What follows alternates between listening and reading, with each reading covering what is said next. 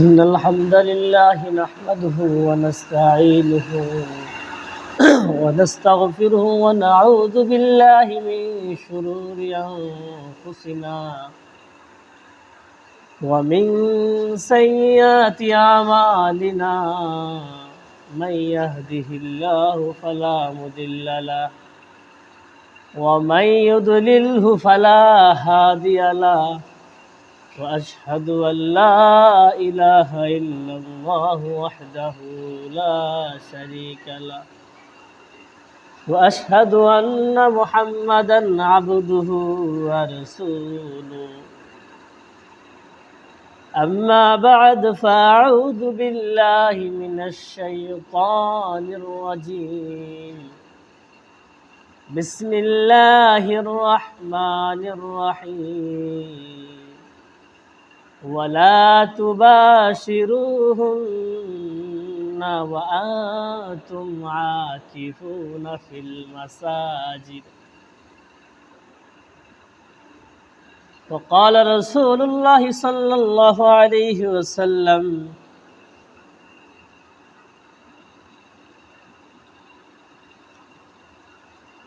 عن عائشة رضي الله تعالى عنها قالت كان رسول الله صلى الله عليه وسلم إذا أراد أن يعتكف صلى الفجر ثم دخل معتكفه أو كما قال عليه الصلاة والسلام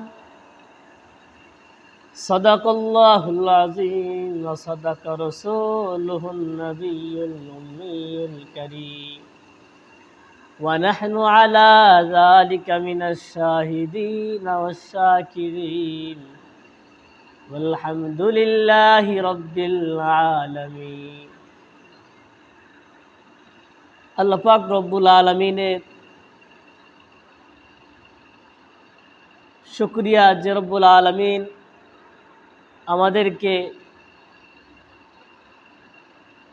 ঈমানের সাথে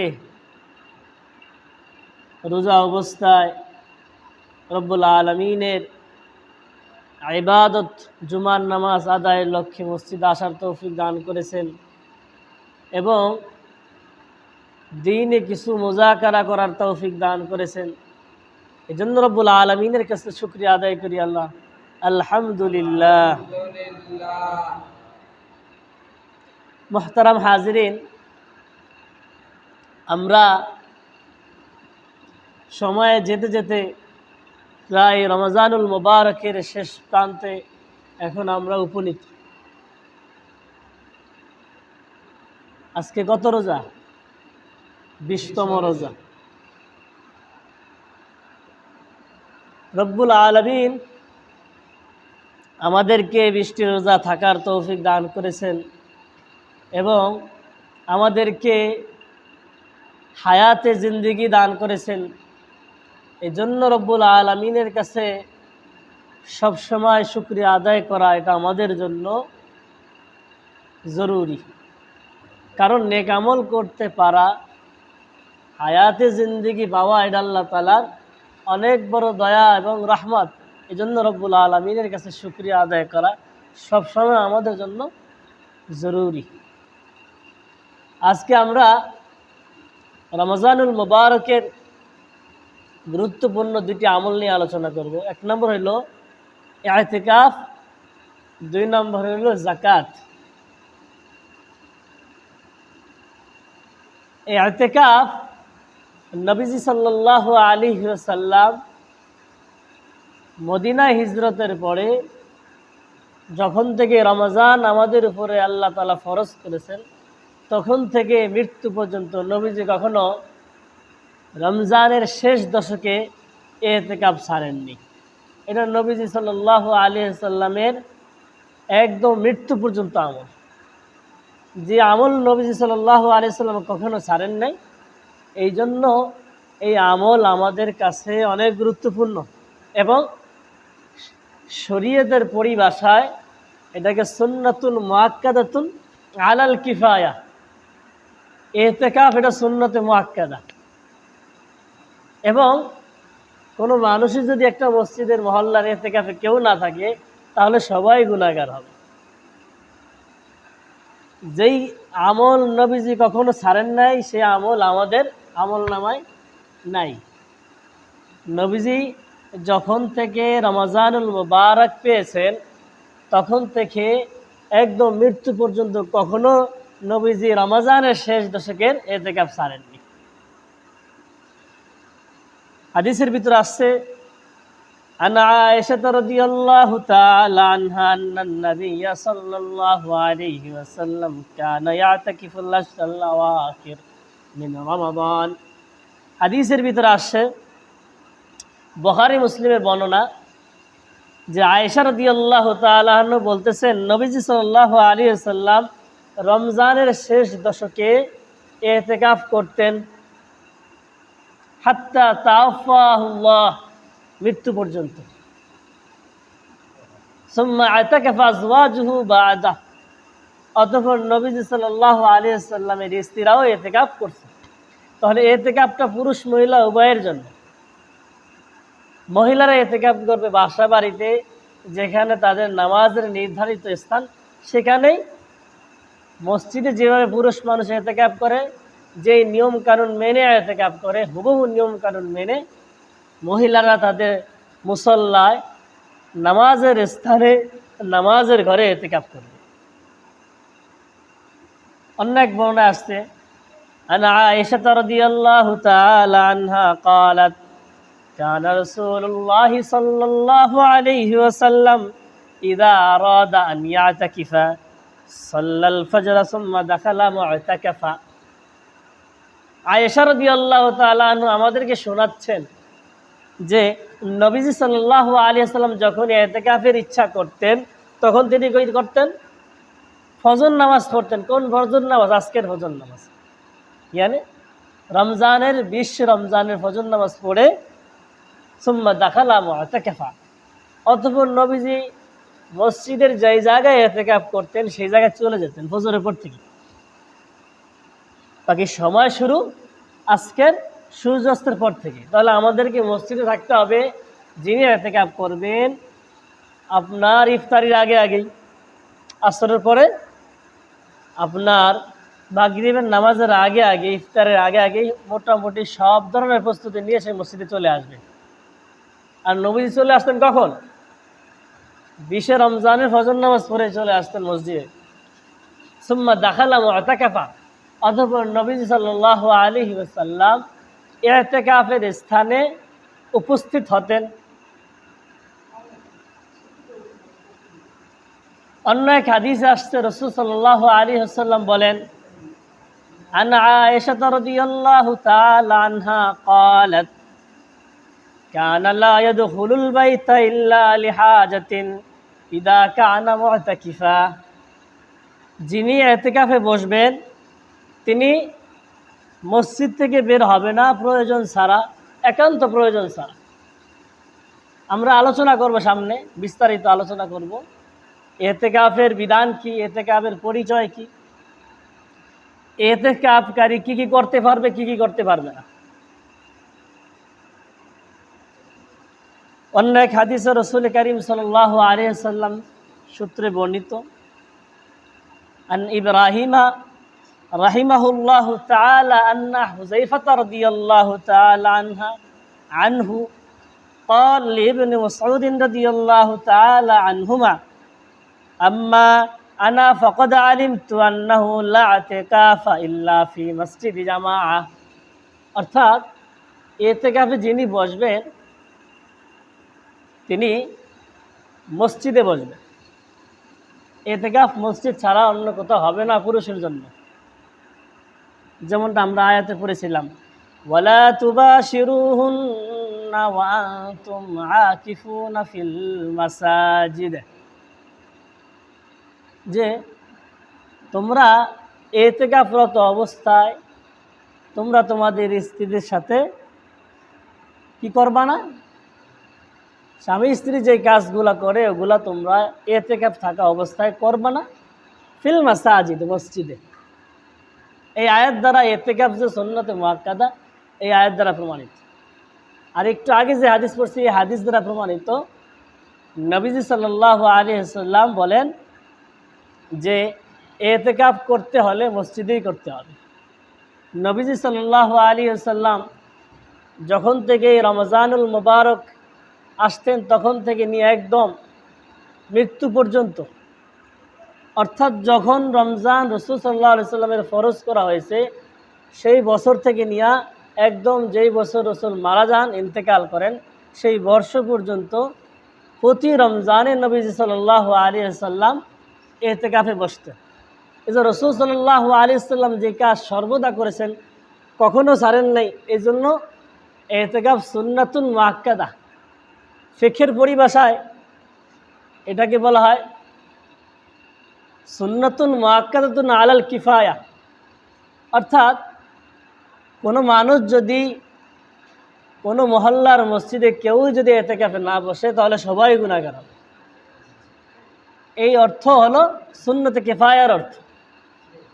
তাহলে আমরা বিস্তারিত জানবো এতেকাফ কাকে বলে, এতেকাফ কখন করবে এবং এতেকাফের সময়সীমা কতটুকু। এতেকাফের শাব্দিক পারিভাষিক অর্থ হলো আল ইতিকাফু হুয়াল লুবসু ফি মসজিদিল জামাআ বিনিয়্যাতিল ইবাদা। ইবাদতের নিয়তে মসজিদে অবস্থান করা, নাকি গল্প গুজব করার অর্থে? মসজিদে বসে যদি আমি গল্প করি তাহলে এটা ইতিকাফ হবে না অন্য কিছু হবে? বিনিয়্যাতিল ইবাদা, ইবাদতের নিয়তে দুনিয়াবি কাজ থেকে ফারেক হওয়া, সাংসারিক পারিবারিক কাজ থেকে ফারেক হয়ে আল্লাহর জন্য আল্লাহর ঘরে অবস্থান করাকে ইতিকাফ বলে। ইতিকাফটা কয়েক ধরনের আছে, ওয়াজিব, সুন্নাত এবং নফল। কেউ যদি মান্যত করে যে আমার যদি এই ভালো আশাটা পূরণ হয়, মসজিদে আমি কিছুদিন ইতিকাফ করব, তাহলে ওই ইতিকাফ করাটা তার জন্য আবশ্যক, অর্থাৎ ওয়াজিব। এটা না করলে গুনাহ হবে। বাকি অন্য সকল সুরতে নফল এবং সুন্নাত। রমজানের শেষ দশকে ইতিকাফে বসা এটা সুন্নাতুন মুআক্কাদাতুন আলাল কিফায়া, যে শেষ দশকে এবং 10 দিন ইতিকাফে বসা এটা হচ্ছে সুন্নতে মুআক্কাদা। আর ইতিকাফের সময়, নফল ইতিকাফের সময় হইল গিয়া যে কোনো মুহূর্তে যদি কেউ ইতিকাফে বসে, মনে করেন কেউ যদি একদিন ইতিকাফে বসে তাহলে ইতিকাফ হবে, বাকি সুন্নত ইতিকাফ হবে না, নফল ইতিকাফ হবে। আমার কথা আপনারা বুঝেন কিনা? ইতিকাফ 3 ধরনের, 1 নম্বর ওয়াজিব, 2 নম্বর সুন্নত, 3 নম্বর নফল। আমরা আজকে থেকে যে ঈদের আগ পর্যন্ত, চাঁদ ওঠা পর্যন্ত যে ইতিকাফ করব, এটা হলো সুন্নাতুন মুআক্কাদা। এই ইতিকাফ করাটা সুন্নতে মুআক্কাদা, যদি না করে তাহলে গুনাহ হবে। আরেকটা হলো নফল বা মুস্তাহাব। যে কোনো সময়, রমজানের শুরুর দিকে, মাঝখানে অথবা শেষে, যে কোনো মুহূর্তে কিছু সময়ের জন্য, 10 দিন হোক, 5 দিন হোক, অথবা 1 দিন হোক, কেউ যদি ইতিকাফ করে তাহলে ইতিকাফটা হবে নফল ইতিকাফ। তাহলে আমরা বুঝলাম সুন্নত ইতিকাফের সময় হলো 10 দিন, আর নফল ইতিকাফের সময় নির্ধারিত না, যে কোনো সময় বসলে ইতিকাফ হয়ে যাবে।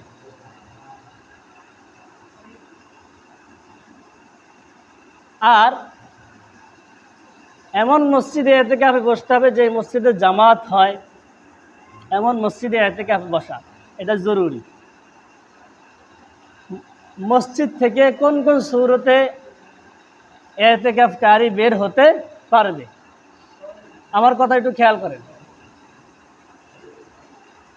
একজন মানুষের দুনিয়াবি যে হাজত আছে, জরুরি হাজত, সেটা হলো প্রাকৃতিক হাজত পূরণ করা, অর্থাৎ পেশাব পায়খানা করা, এর জন্য সে বের হতে পারবে। ব্যবসা বাণিজ্য অথবা অন্য যে কোনো প্রয়োজনে সে বের হতে পারবে না।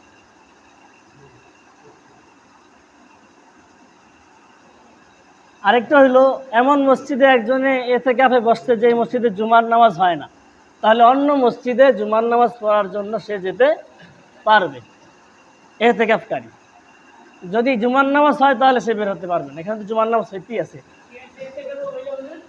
মনে করেন এমন মসজিদে সে এতেকাফ করছে, পাঞ্জেখানা মসজিদে, তাহলে সে জুমার নামাজের জন্য অন্য মসজিদে নামাজ পড়তে যেতে পারবে। আরেকটা হলো জরুরি সমস্যা অথবা তার শারীরিক ঝুঁকিপূর্ণ অবস্থা তৈরি হয়েছে, এমন মুহূর্তে চিকিৎসার জন্য সে অন্য কোথাও যেতে পারবে। বলা যায়, লাগে না যদি কেউ বসে, এটা বললাম আর কি না। তো ইতিকাফকারীর জন্য মাকরুহ হলো যে বিষয়গুলা, ইতিকাফকারী মসজিদে বসে ব্যবসায়ী কাজ করতে পারবেন। অনেক ব্যবসায়ী ইতিকাফে বসলো, মসজিদে সারাদিন ব্যবসার কাজ করলো, নিজের পণ্য সামগ্রী বিক্রি করলো, এটা করা যাবে না মসজিদের ভিতরে। একেবারে আল্লাহর জন্য, ইবাদতের জন্য সকল আমল থেকে ফারেক হয়ে, দুনিয়াবি সকল কাজ থেকে ফারেক হয়ে ইতিকাফে বসে পড়বে। তো ইতিকাফ বললাম সুন্নত, নফল, ওয়াজিব। এই দশক, রমজানের শেষ দশকে যে ইতিকাফ করে, এটা হলো সুন্নতে মুআক্কাদা, যে এই সুন্নতটা রাসূল সাল্লাল্লাহু আলাইহি ওয়াসাল্লাম জীবনও কখনোই ছাড়েন নাই। আর সেই আমলটা আমাদের ভিতরে এখন পর্যন্ত অনেকের ভিতরে নাই, যেটা রাসূল সাল্লাল্লাহু আলাইহি ওয়াসাল্লাম কখনোই ছাড়েন নাই। এটা হলো ইতিকাফ বিষয় কিছু কথা। যেহেতু আমরা সাধারণত রমজান কেন্দ্রিক আমরা যাকাত আদায় করে থাকি, যাকাতের কিছু মাসলা বিষয়ে আলোচনা করব। যাকাতের সম্পর্ক রমজানের সাথে না, যাকাতের সম্পর্ক হলো আমার অর্থ বছর পূর্ণের সাথে। মনে করেন আপনি গত মাসের মার্চ মাসের 20 তারিখে আপনার নেশা পরিমাণ সম্পদ হয়েছে, ওই নেশা পরিমাণ সম্পদটা যদি আপনার কাছে অবস্থান করে এই মাসের 20 তারিখ পর্যন্ত, তাহলে আপনাকে যাকাত আদায় করতে হবে। আমার কথা বুঝছেন কি না? যাকাতের সম্পর্ক রমজানের সাথে না, যাকাতের সম্পর্ক আপনার যাকাতযোগ্য সম্পদের বর্ষের সাথে। গত মাসের মার্চ মাসের 20 তারিখে আপনার নেশা পরিমাণ সম্পদ হয়েছে, এটা আপনার কাছে স্টে করছে এই মাসের, এই বছরের এই একই মাসের 20 তারিখ পর্যন্ত যদি আপনার কাছে অবস্থান করে এই সম্পদ, তাহলে আপনাকে যাকাত দিতে হবে। এখন কথা হলো, যাকাত কোন ধরনের সম্পদের উপর আমার আবশ্যক হয়, ফরজ হয়? আমাদের সম্পদের ভিতরে সোনা আছে, রূপা আছে, টাকা পয়সা আছে, ব্যবসায়ী পণ্য আছে।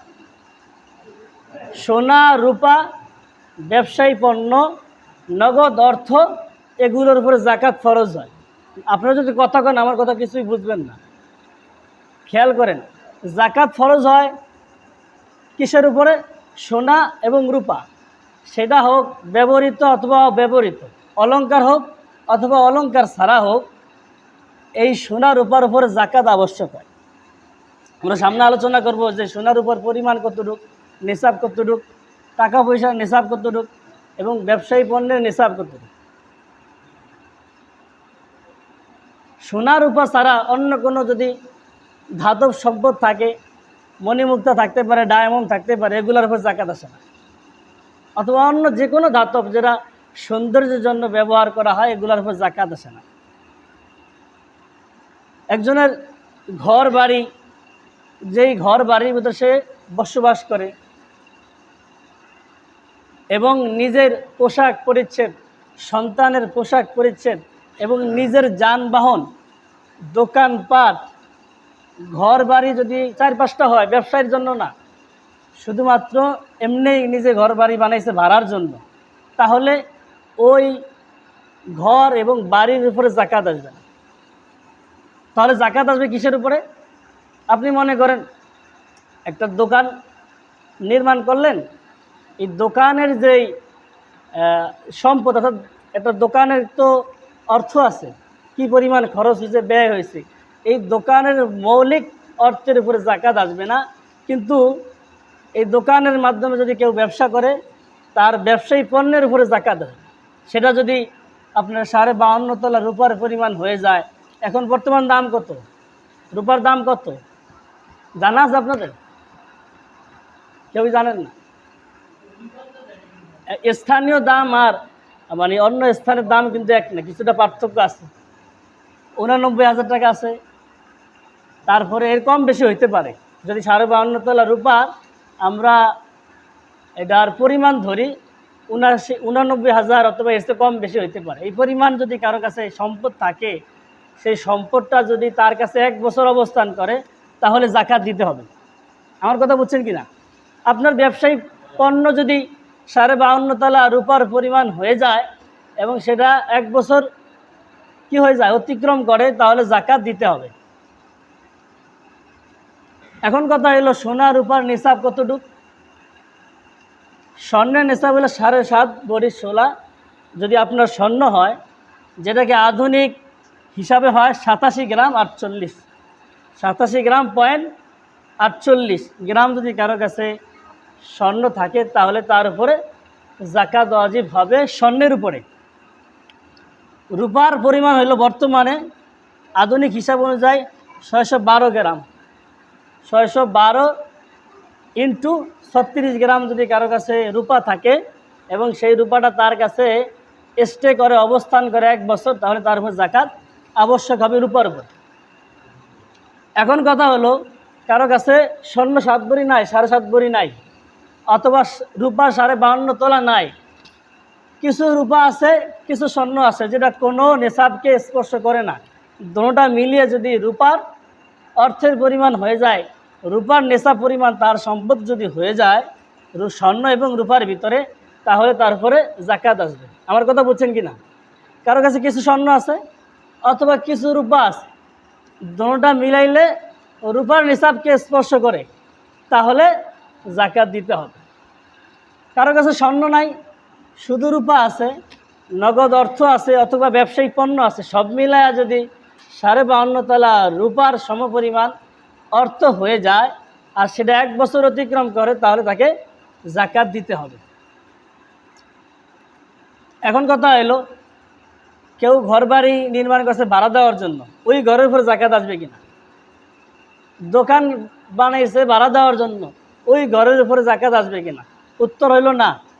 জাকাত আসবে ওই ভাড়ার যে টাকাটা, ওই ঘর এবং বাড়ি থেকে প্রাপ্ত যে নগদ টাকাটা আছে, এই টাকাটা যদি 52.5 তোলা রূপার নিসাবের পরিমাণ হয়ে যায় তাহলে জাকাত দিতে হবে। আমার কথা বুঝছেন কি না?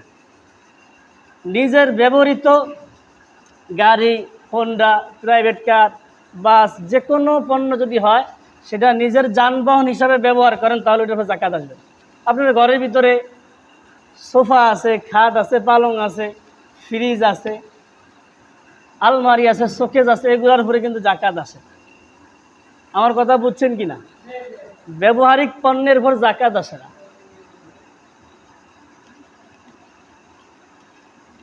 এখন কথা হইলো আমাদের অনেকের ঋণ থাকে, ওই ঋণটা জাকাতের টাকা থেকে, জাকাতের সম্পদ থেকে বাদ পড়বে কিনা? আপনার কাছে মনে করেন 1 লক্ষ টাকা আছে, আপনি ঋণ আছেন 90,000 টাকা, তাহলে আপনার উপর জাকাত আসবে না। এখন বর্তমানে আধুনিক যুগে অনেক ধরনের ঋণ আছে, ডেভেলপমেন্ট ঋণ অথবা ঘরবাড়ি করার জন্য ঋণ করলেন, যেটা প্রয়োজনের অতিরিক্ত, বাসস্থানের অতিরিক্ত, অথবা শিল্প ঋণ, ব্যবসায়ীর খাতিরে অনেক ঋণ করে, কোটি কোটি টাকা ঋণ থাকে। এই ঋণটা জাকাতের সম্পদ থেকে মাইনাস হবে না। আমার কথা বুঝছেন কিনা?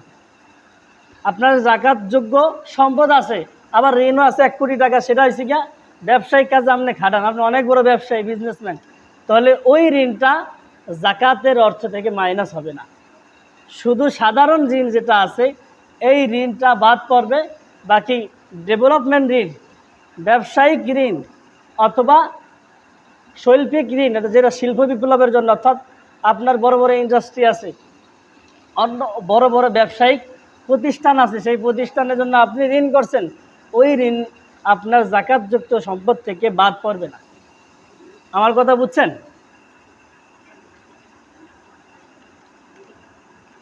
আমাদের অনেকের ব্যাংক অ্যাকাউন্ট আছে, ব্যাংক অ্যাকাউন্টের ভিতরে বিভিন্ন ধরন আছে, ব্যাংক অ্যাকাউন্টের ভিতরে বিভিন্ন ধরন আছে, যত ধরনের ব্যাংক অ্যাকাউন্ট হইতে পারে ওই সকল ধরনের অ্যাকাউন্টের উপরে জাকাত আসবে, সেটা যদি জাকাতযোগ্য সম্পদ হয়ে যায়, অর্থাৎ নেশাব পরিমাণ হয়ে যায়। অনেক ব্যবসায়ী আছে একটা পণ্য বিক্রি করছে, এই পণ্যর টাকা কিন্তু দেয় নাই ক্রেতা, ওই টাকা কিন্তু বিক্রেতাকে এখন দেয় নাই, ওই টাকার উপরও জাকাত আসবে। এই বিষয়টা বুঝছেন? আপনি একটা প্রোডাক্ট বিক্রি করছেন 10,000 টাকার অথবা 20,000 টাকার, কিন্তু সে টাকাটা এখনও পরিশোধ করে নাই, ওই টাকার উপর জাকাত আসবে। এখন আপনি টাকাটা পাইলে দিতে পারেন অথবা এখন দিতে পারেন, কিন্তু এটা জাকাতের হিসাব থেকে বাদ পড়বে না। ব্যবসায়ী যে কোনো পণ্য হইতে পারে, ওষুধের দোকান, মুদির দোকান অথবা ফার্নিচারের দোকান, যত ধরনের ব্যবসায়িক দোকান আছে এই সকল পণ্যের উপরে জাকাত আসবে যদি সেটা 1 বছর অবস্থান করে এবং নেশাব পরিমাণ হয়ে যায়। তাহলে আমরা মোটামুটি আপনাদেরকে জানানোর চেষ্টা করছি যে সোনা, রূপা এবং নগদ অর্থকড়ি ব্যবসায়ী পণ্যের উপরে জাকাত আসে। তো আমরা যেহেতু এটা নামাজের মতো ফরজ বিধান, সবাই হিসাব করে আমরা জাকাতটা দিয়ে দেব। জাকাতটা কী পরিমাণ দিতে হয় এটা তো জানি। আপনার পুরা জাকাতযোগ্য সম্পদকে একসাথ করে ওইটাকে 2.5% বের করে ওইটা আপনি গরিবকে দিয়ে দিবেন। গরিব হইতে পারে একেবারে নিঃস্ব ব্যক্তি, যার কিছু নাই, অথবা সে জাকাত খাইতে পারে এমন কোনো ব্যক্তিকে আপনি জাকাত দিতে পারেন, জাকাতের অংশ আপনি দিতে পারেন। ফসলের উপরে জাকাত আসে এবং গবাদি পশুর উপরে জাকাত আসে, এটা আলাদা সাবজেক্ট, আমরা আগামী সপ্তাহে আলোচনা করব। তো আল্লাহ তাআলা আমাদেরকে জাকাতের বিধানকে যথাযথ পালন করার তৌফিক দান করুক এবং আমাদেরকে জাকাতের বিধান আরও খটকা লাগে বিস্তারিত জেনে নেবেন। আল্লাহ তাআলা আমাদেরকে আমল করার তৌফিক দান করুক, আমিন। ওয়া আখিরু দাওয়ানা আলহামদুলিল্লাহি রাব্বিল আলামিন। আমরা যারা সুন্নত পড়ি না, 4 টাকা সুন্নত পড়ে নিই।